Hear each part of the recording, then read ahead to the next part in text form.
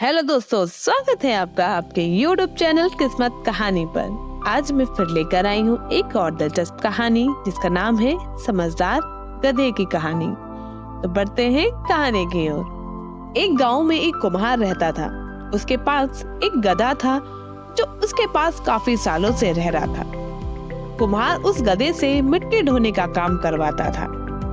रोज रोज यही काम करके वह गधा काफी कमजोर हो गया और वो बूढ़ा भी हो गया था। अब वो मिट्टी नहीं उठा पाता था और दर्द के मारे चीबू चीबू करके दिन रात चिल्लाता रहता।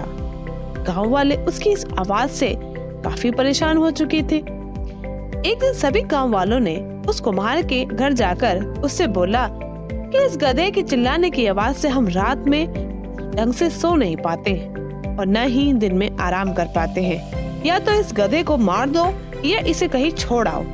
कुम्हार बोला, यह गधा मेरे यहाँ काफी सालों से मिट्टी ढोता आया है। मैं इसे कैसे मार सकता हूँ और इसे मैं कहाँ छोड़ आऊँ, क्योंकि जंगल भी यहाँ से 50 किलोमीटर दूर है। एक काम करते हैं, गांव के बाहर एक सूखा कुआं है, वहाँ इसे डाल देते हैं। वहाँ ये अपने आप मर जाएगा। सभी गांव वालों ने मिलकर कुम्हार की मदद की और उस गधे को एक सूखे कुएं में डाल दिया। वहाँ गधा उस कुएं में भूखा प्यासा था, जिसके कारण वो भूख के मारे पहले से ज्यादा जोर जोर से चिल्लाने लगा। गधे की चिल्लाने की आवाज से गांव वाले फिर से परेशान होने लगे। उसके बाद उन्होंने गधे को चुप कराने के लिए एक और योजना बनाई। योजना ये थी कि गांव का सभी कूड़ा कचरा उन्होंने उस कुएं में डालने का सोचा, जिससे गधा उस कचरे के नीचे दबकर मर जाएगा।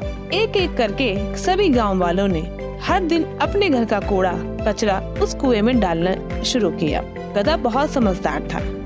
जब भी उस पर कोई कूड़ा कचरा डालता तो वह अपनी जोर से पीठ हिलाकर उस कचरे को नीचे गिरा देता, जिससे वो खाने की चीजों को ढूंढकर खा जाता और कचरे के ऊपर खड़ा हो जाता। और ऐसे ही कुछ दिन चलता रहा।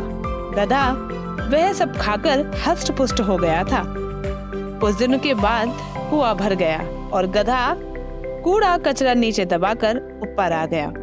जैसे ही उसे लगा कि अब कुएं से बाहर निकल सकता है, उसने कोशिश की और वह कुएं से बाहर निकलकर आ गया। कुएं से बाहर निकलते ही वह सीधे जंगल की ओर भागा और इस तरह गधे ने अपनी जान बचा ली। दोस्तों, हमें इस कहानी से सीख मिलती है कि हमारे जीवन में कई नकारात्मक घटनाएं होती हैं, जिसके बाद हमें दबाने की कोशिश की जाती है, जिससे हमें बड़ी ही समझदारी के साथ ऊपर उठना है और आगे बढ़ना होता है। फिर मिलते हैं एक और दिलचस्प कहानी के साथ। तब तक के लिए धन्यवाद।